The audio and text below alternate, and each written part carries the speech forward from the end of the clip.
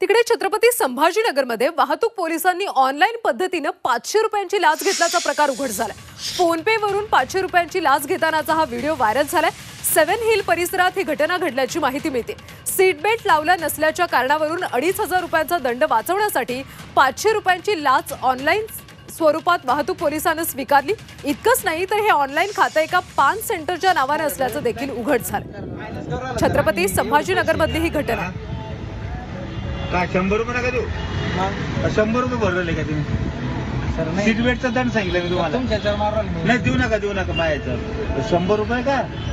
अरे तुम्हाला 2500 दंड आहे ना? नका ना 100 रुपये होता। अरे मी म्हणलं तुम्ही दंड भरवले कोण? तुम्हाला सीट बेल्टच लावतो तुम्ही 1000 रुपये, नंतर ऑनलाईन टाकता, नंतर 1000 रुपये 100 आणि 200 रुपये घेताय का? मग अरे व्यवस्थित भरायचे 2500 वाचून राहिलो, बरोबर आहे की नाही सर? मग नाही 100 रुपये नाही काय नंतर भरा। तुम्हाला कळलं ना गाडीला किती दंड भरतात? काम कर 500 रुपये टाका। 500 नाही ना, टाक 500 नाही, 1000 रुपये टाकलं काय खरं नाही बोल करावं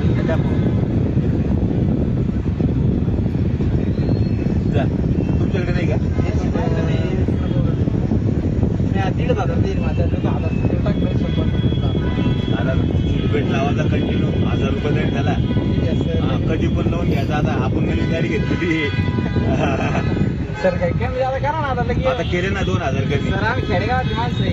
अरे बाबा सगळे टाकले ओके जा सर। चला जाऊया का? हे काय म्हणतात? आता लाचखोर पोलीस अधिकाऱ्यावर नेमकी काय कारवाई होते वाहतूक पोलिसावर ते पाहणं देखील तितकंच महत्त्वाचं आहे।